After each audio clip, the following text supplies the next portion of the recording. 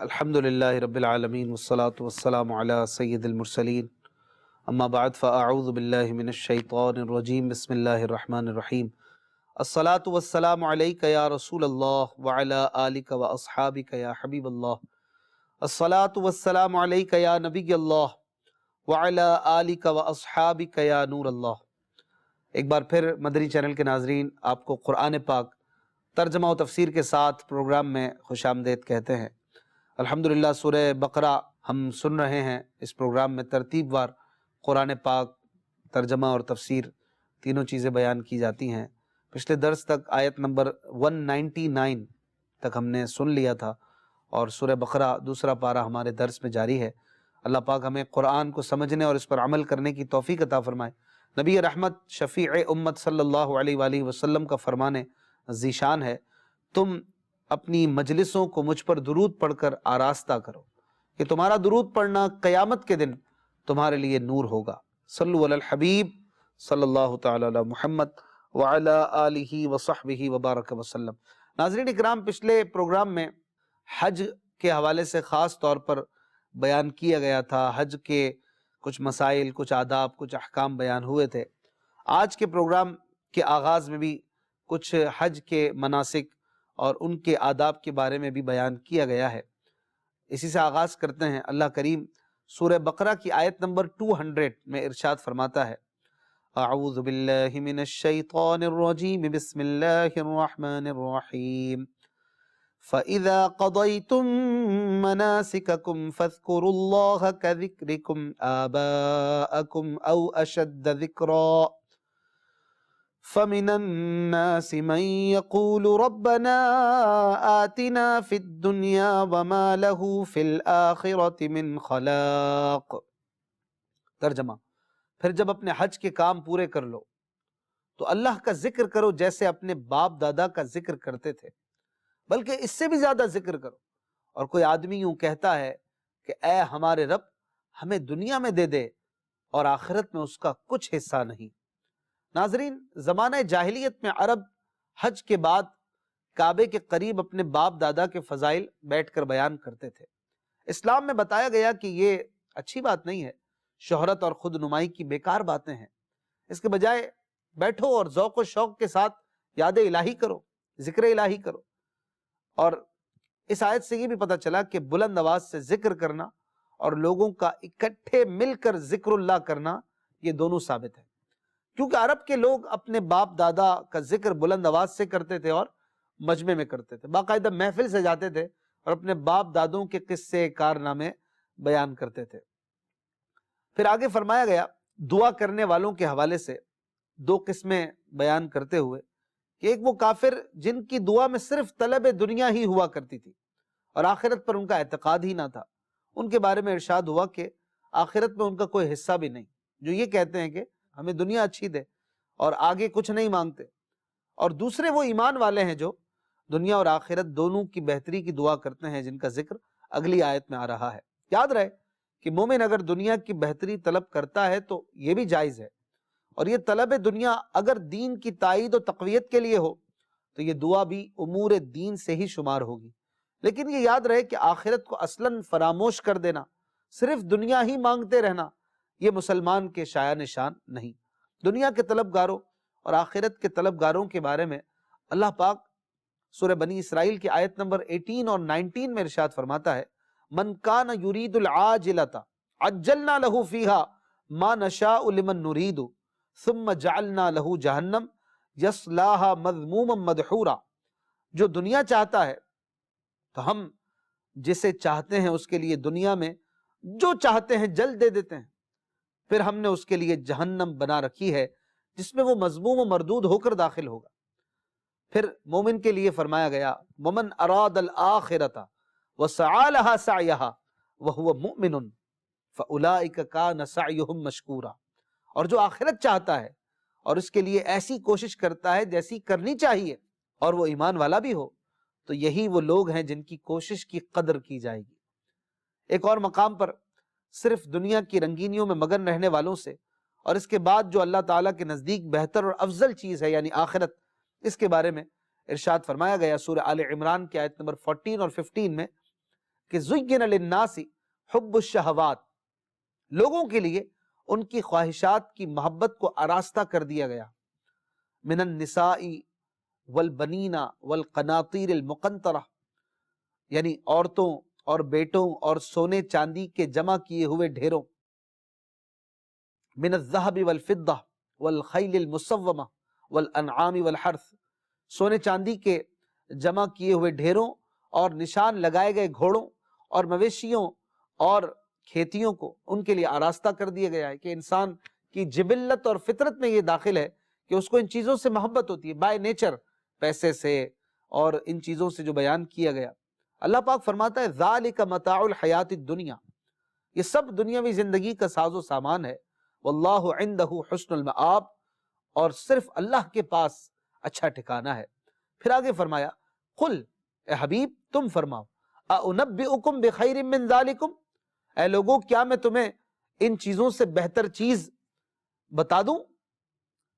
پھر بتاتے ہوئے فرمایا للذین اتقوا عند ربہم جنات، پرہیزگاروں کے لیے ان کے رب کے پاس جنتیں ہیں، تجری من تحتها الانہار خالدین فیہا، جن کے نیچے نہریں جاری ہیں، ان جنتوں میں ہمیشہ رہیں گے، وازواج مطہرہ، اور وہاں پاکیزہ بیویاں ہیں، ورضوان من اللہ، اور سب سے بڑھ کر جو ایک مومن کی بہت بڑی تمنا یا زندگی کا گول کہہ لیجئے، فرمایا وہ ہے اللہ کی خوشنودی، ورضوان من اللہ، اللہ کی رضا وہاں ہوگی، بندے کو پتا ہوگا کہ میں یہاں ہوں ہی اس لیے کہ میرا رب مجھ سے راضی ہے، سبحان اللہ۔ پھر فرمایا واللہ بصیر بالعباد، اور اللہ اپنے بندوں کو دیکھ رہا ہے۔ آگے اللہ تبارک و تعالی آیت نمبر 201 اور 202 میں ارشاد فرماتا ہے وَمِنْهُمْ مَنْ يَقُولُ رَبَّنَا آتِنَا فِي الدُّنْيَا حَسَنَةً وَفِي الْآخِرَةِ حَسَنَةً وَقِنَا عَذَابَ النَّارِ أُولَئِكَ لَهُمْ نَصِيبٌ مِّمَّا كَسَبُوا وَاللَّهُ سَرِيعُ الْحِسَابِ۔ ترجمہ، اور کوئی یوں کہتا ہے کہ اے ہمارے رب، ہمیں دنیا میں بھلائی عطا فرما اور ہمیں آخرت میں بھی بھلائی عطا فرما، اور ہمیں دوزخ کے عذاب سے بچا، ان لوگوں کے لیے ان کے کمائے ہوئے اعمال سے حصہ ہے، اور اللہ جلد حساب کرنے والا ہے۔ ناظرین، اس آیت میں مذکور مسلمان کی دعا بہت جامع دعا ہے، اور تھوڑے الفاظ میں دین و دنیا کی تمام بھلائیاں اس میں مانگی گئی ہیں۔ حضرت انس بن مالک رضی اللہ عنہ سے روایت ہے، نبی کریم صلی اللہ علیہ وآلہ وسلم اکثر یہ دعا مانگا کرتے تھے، اللہم ربنا آتنا فی الدنیا حسنہ وفی الآخرۃ حسنہ وقنا عذاب النار، اے اللہ ہمیں دنیاوی بھلائی بھی عطا فرما اور آخرت کی بھلائی بھی عطا فرما، اور ہمیں عذاب نار سے محفوظ فرما۔ اللہ اکبر، دنیا کی بھلائی میں ہر اچھی اور مفید شے داخل ہے، خواہ وہ کفایت کرنے والا رزق ہو، یا اچھا گھر، یا اچھی بیوی، یا اچھی سواری، اچھا پڑوس وغیرہ، اور آخرت کی بھلائی میں سب اخروی نعمتیں شامل ہیں، قیامت کے دن کی تکلیفوں سے نجات، پل صراط سے اچھی طرح گزر جانا، میزان عمل پر آسانی، محشر کی پیاس سے بچ جانا، اور خیر و عافیت سے محبوب علیہ الصلوۃ والسلام کی شفاعت کے ساتھ جنت کا داخلہ، یہ سب آخرت کی برکتیں اور آخرت کی بھلائیاں ہیں۔ اللہ پاک اس دعا کے صدقے ہمیں یہ سب عطا فرمائے۔ آگے اللہ پاک آیت نمبر 203 میں ارشاد فرماتا ہے وَاذْكُرُوا اللَّهَ فِي أَيَّامٍ مَّعْدُودَاتٍ فَمَن تَعَجَّلَ فِي يَوْمَيْنِ فَلَا إِثْمَ عَلَيْهِ وَمَن تَأَخَّرَ فَلَا إِثْمَ عَلَيْهِ لِمَنِ اتَّقَىٰ وَاتَّقُوا اللَّهَ وَاعْلَمُوا أَنَّكُمْ إِلَيْهِ تُحْشَرُونَ۔ ترجمہ، اور گنتی کے دنوں میں اللہ کا ذکر کرو، تو جو جلدی کر کے 2 دن میں منا سے چلا جائے اس پر کچھ گناہ نہیں، اور جو پیچھے رہ جائے تو اس پر بھی کوئی گناہ نہیں۔ یہ بشارت پرہیزگار کے لیے ہے، اور اللہ سے ڈرتے رہو اور جان رکھو کہ تم اسی کی طرف اٹھائے جاؤ گے۔ گنتی کے دنوں سے مراد ایام تشریق ہیں، اور ذکر اللہ سے نمازوں کے بعد اور جمرات کی رمی کے وقت تکبیر کہنا مراد ہے، اور مراد یہ ہے کہ منا میں قیام کے دوران اللہ کے ذکر میں بندہ حج کے بعد مشغول رہے۔ 10، 11، 12 اور 13 ذوالحج ان 4 دنوں میں منا میں جمرات پر رمی کی جاتی ہے، کنکریاں ماری جاتی ہیں۔ 10 تاریخ کو صرف ایک جمرے کی اور بقیہ تاریخوں میں تینوں جمرات پر رمی کی جاتی ہے۔ 13 تاریخ کو بھی رمی کی تو جاتی ہے، لیکن اگر کوئی شخص 12 تاریخ کی رمی کر کے منا سے واپس آ جائے تو اس پر کوئی گناہ نہیں، اگرچہ 13 کو رمی کر کے واپس آنا یہ افضل ہے۔ یہاں 2 دنوں میں رمی کر کے چلے جانے سے مراد 10 ذو الحجہ کے بعد والے 2 دن ہیں۔ یہاں پر حج کے جو معاملات تھے اور جو احکام و آداب تھے یہ ختم ہوئے۔ آگے اللہ تبارک و تعالی آیت نمبر 204 میں ارشاد فرماتا ہے وَمِنَ النَّاسِ مَن يُعْجِبُكَ قَوْلُهُ فِي الْحَيَاةِ الدُّنْيَا وَيُشْهِدُ اللَّهَ عَلَى مَا فِي قَلْبِهِ وَهُوَ أَلَدُّ الْخِصَامِ۔ ترجمہ، اور لوگوں میں سے کوئی وہ ہے کہ دنیا کی زندگی میں اس کی بات تمہیں بہت اچھی لگتی ہے اور وہ اپنے دل کی بات پر اللہ کو گواہ بناتا ہے، حالانکہ وہ سب سے زیادہ جھگڑا کرنے والا ہے۔ آگے آیت نمبر 205 میں مزید فرماتا ہے وَإِذَا تَوَلَّى سَعَى فِي الْأَرْضِ لِيُفْسِدَ فِيهَا وَيُهْلِكَ الْحَرْثَ وَالنَّسْلَ وَاللَّهُ لَا يُحِبُّ الْفَسَادَ۔ اور جب پیٹھ پھیر کر جاتا ہے تو کوشش کرتا ہے کہ زمین میں فساد پھیلائے اور کھیت اور مویشی ہلاک کرے، اور اللہ فساد کو پسند نہیں کرتا۔ ناظرین اکرام، یہ آیت مبارکہ اخنس بن شریق منافق کے بارے میں نازل ہوئی، جو حضور سید المرسلین صلی اللہ علیہ وآلہ وسلم کی خدمت میں حاضر ہو کر بہت لجاجت سے میٹھی میٹھی باتیں کرتا تھا اور اپنے اسلام اور آپ صلی اللہ علیہ وآلہ وسلم کی محبت کے دعوے کرتا اور اس پر قسمیں کھاتا، اللہ کو گواہ بناتا اور در پردہ فساد انگیزی میں مصروف رہتا تھا۔ اس نے مسلمانوں کے مویشیوں کو ہلاک کیا اور ان کی کھیتیوں کو آگ لگائی تھی۔ مجموعی طور پر اس کی جو خرابیاں ان 2 آیتوں میں بیان کی گئیں وہ یہ ہے کہ ظاہری طور پر بڑی اچھی باتیں کرتا ہے، اپنی غلط باتوں پر بھی اللہ کو گواہ بناتا ہے، اتنی جرت ہے، بدبختی ہے اس کی۔ نمبر 3، جھگڑالو بہت ہے۔ نمبر 4، فساد پھیلاتا ہے۔ نمبر 5، لوگوں کے مال برباد کرتا ہے۔ نمبر 6، نصیحت کی بات سن کر قبول کرنے کے بجائے تکبر کرتا ہے۔ یہاں آیت مبارکہ میں اگرچہ ایک خاص منافق کا تذکرہ ہے، لیکن یہ آیت بہت سے لوگوں کو سمجھانے کے لیے کافی ہے۔ ہمارے معاشرے میں بہت سے ایسے لوگ ہیں جن کی زبان بڑی میٹھی ہے، گفتگو بڑی نرمی سے کرتے ہیں، بڑی عاجزی کا اظہار کرتے ہیں، لیکن در پردہ دین کے مسائل میں یا لوگوں میں یا خاندانوں میں فساد برپا کرنے میں اپنا ثانی نہیں رکھتے اور ہلاکت و بربادی اور تباہی اور معاشرے کی خرابی کا ذریعہ بنتے ہیں۔ انہیں چاہیے کہ اپنی حرکتوں سے باز آئیں اور سمجھیں کہ یہ منافقوں کا طریقہ ہے، مسلمانوں کا طریقہ نہیں ہے۔ آگے اللہ پاک ارشاد فرماتا ہے آیت نمبر 206 میں وَإِذَا قِيلَ لَهُ اتَّقِ اللَّهَ أَخَذَتْهُ الْعِزَّةُ بِالْإِثْمِ فَحَسْبُهُ جَهَنَّمُ وَلَبِئْسَ الْمِهَادُ۔ ترجمہ، اور جب اس سے کہا جائے کہ اللہ سے ڈرو تو اسے ضد مزید گناہ پر ابھارتی ہے، تو ایسے کو جہنم کافی ہے اور وہ ضرور بہت برا ٹھکانہ ہے۔ منافق کی بات ہو رہی تھی پیچھے، اخنس بن شریق جو کہ بڑا جھگڑالو فسادی آدمی تھا۔ آگے مزید اس کے بارے میں اور منافق کی علامت کے بارے میں فرمایا گیا کہ اگر اسے سمجھایا جائے تو اپنی بات پر اڑ جاتا ہے، دوسرے کی بات ماننا اپنے لیے توہین سمجھتا ہے، نصیحت کیے جانے پر اپنی عزت کا مسئلہ بنا لیتا ہے۔ افسوس کہ ہمارے ہاں بھی ایسے لوگوں کی بھرمار ہے۔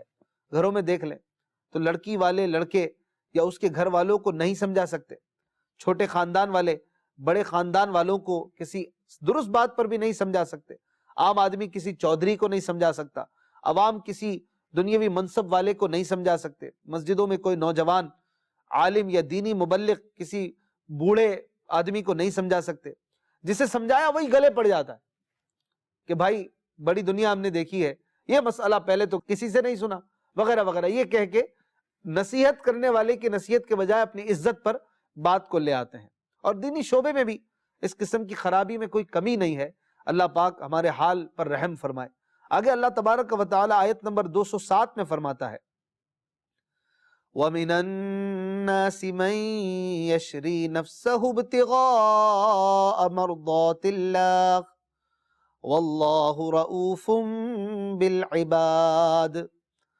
ترجمہ، اور لوگوں میں سے کوئی وہ ہے جو اللہ کی رضا تلاش کرنے کے لیے اپنی جان بیچ دیتا ہے، اور اللہ بندوں پر بڑا مہربان ہے۔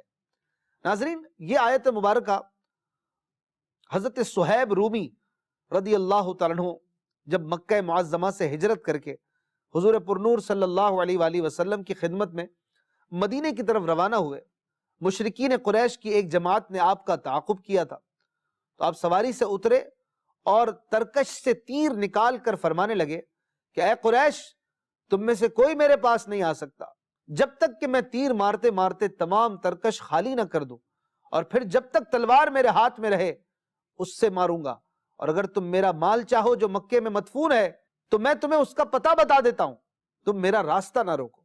وہ اس پر راضی ہو گئے، اور آپ نے اپنے تمام مال کا پتہ بتا دیا کہ وہ کہاں پر دفن ہے، اور سارا مال قربان کر دیا جیسے کہ ہجرت مدینہ پر۔ جب آپ حضور انور صلی اللہ علیہ وسلم کی خدمت میں حاضر ہوئے تو یہ آیت مبارکہ نازل ہوئی۔ حضور علیہ السلام نے آیت پڑھی اور اللہ نے تعریف کی تھی کہ لوگوں میں کوئی وہ بھی ہے جو اللہ کے لیے، اللہ کی خوشی پانے کے لیے اپنے آپ کو بیچ دیتا ہے، یعنی گویا سارا مال و متاع جو بھی اپنی زندگی بھر کی جمع پونجی تھی اس کو آپ نے داؤ پہ لگا دیا اور کافروں کو، بدماشوں کو دے دیا تاکہ وہ ہجرت کر کے مدینے پہنچ سکیں۔ تو حضور علیہ السلام کے پاس جب پہنچے تو بڑے فخر کے ساتھ حضور پاک صلی اللہ علیہ وسلم نے یہ آیت مبارکہ جو ابھی آپ نے سنی یہ تلاوت فرمائی اور ارشاد فرمایا کہ تمہاری یہ جاں فروشی بڑی نفع بخش تجارت ہے۔ سبحان اللہ، اللہ نے اسے گویا قبول فرما لیا۔ آگے آیت نمبر 208 میں اللہ پاک ارشاد فرماتا ہے، یا ایھا الذین آمنوا ادخلوا فی السلم کافۃ ولا تتبعوا خطوات الشیطان انہ لکم عدو مبین۔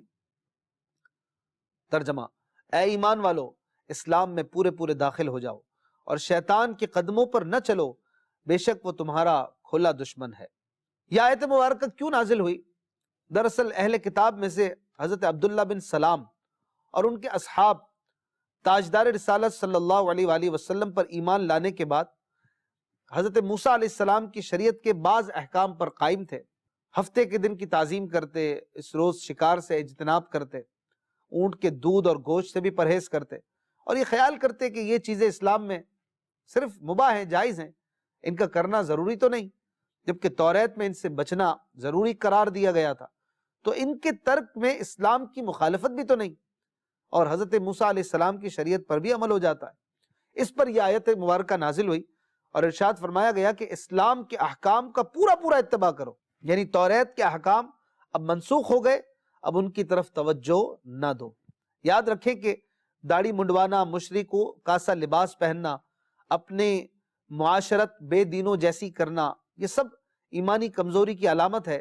جب ہم مسلمان ہو گئے تو سیرت و صورت، ظاہر و باطن، عبادات و معاملات، رہن سہن، میل برتاؤ، زندگی موت، تجارت و ملازمت، سب میں اپنے دین پر عمل کرنا چاہیے۔ اور یہ بھی پتہ چلا کہ مسلمان کا دوسرے مذاہب یا دوسرے دین والوں کی رعایت کرنا یہ شیطانی دھوکے میں آنا ہے۔ اونٹ کا گوشت کھانا اسلام میں فرض نہیں، مگر یہودیت کی رعایت کے لیے نہ کھانا یہ بڑا جرم ہے۔ یوں ہی کسی جگہ اذان بند کرنا یا اذان آہستہ آواز سے دینا، سب اسی میں داخل ہے۔ آگے اللہ پاک ارشاد فرماتا ہے آیت نمبر 209 میں، فَإِن زَلَلْتُم مِّن بَعْدِ مَا جَاءَتْكُمُ الْبَيِّنَاتُ فَاعْلَمُوا أَنَّ اللَّهَ عَزِيزٌ حَكِيمٌ۔ ترجمہ، اور اگر تم اپنے پاس روشن دلائل آ جانے کے بعد بھی لغزش کھاؤ تو جان لو کہ اللہ زبردست حکمت والا ہے۔ اس سے مراد یہ ہے کہ واضح دلیلوں کے باوجود، ساری نشانیاں دیکھنے کے باوجود بھی اسلام میں پورے پورے داخل ہونے سے اگر تم دور رہو اور اسلام کے خلاف اپنی روش اختیار کرو تو یہ نہایت سخت جرم ہے تمہارا۔ علم کے باوجود بے عملی یہ جہالت ہے۔ آگے آیت نمبر 210 میں اللہ پاک فرماتا ہے، یہاں پر دوسرے پارے کا نصف بھی ہو رہا ہے، آدھا پارہ ہو رہا ہے اس آیت میں، اللہ نے فرمایا هل ينظرون الا ان ياتيهم الله في ظلل من الغمام والملائكة وقضي الامر وإلى الله ترجع الامور۔ ترجمہ، لوگ تو اسی چیز کا انتظار کر رہے ہیں کہ بادلوں کے سایوں میں ان کے پاس اللہ کا عذاب اور فرشتے آ جائیں اور فیصلہ کر دیا جائے، اور اللہ ہی کی طرف سب کام لوٹائے جاتے ہیں۔ ناظرین اکرام، فرمایا یہ جا رہا ہے کہ دین اسلام چھوڑنے اور شیطان کی فرما برداری کرنے والے کس چیز کا انتظار کر رہے ہیں؟ کیا اس کا کہ اللہ کا عذاب اور عذاب کے فرشتے اتر آئیں اور ان کا قصہ تمام کر دیا جائے؟ اللہ کے عذاب سے ڈرنا چاہیے اور اللہ پاک کی رحمت پر بھی نظر رکھنی چاہیے۔ اسلام میں ہمیں پورے داخل ہونے کے حکم پر بھی سر تسلیم خم کرنا چاہیے۔ یہاں پر دوسرا پارہ نصف یعنی آدھا ہو گیا۔ اللہ پاک ان آیتوں کی برکتیں عطا فرمائے۔ انشاءاللہ دوسرے نصف کا آغاز اگلے پروگرام سے کریں گے۔ اپنا بہت خیال رکھیے گا۔ صلو علی الحبیب صلی اللہ تعالی علی محمد صلی اللہ علیہ وسلم۔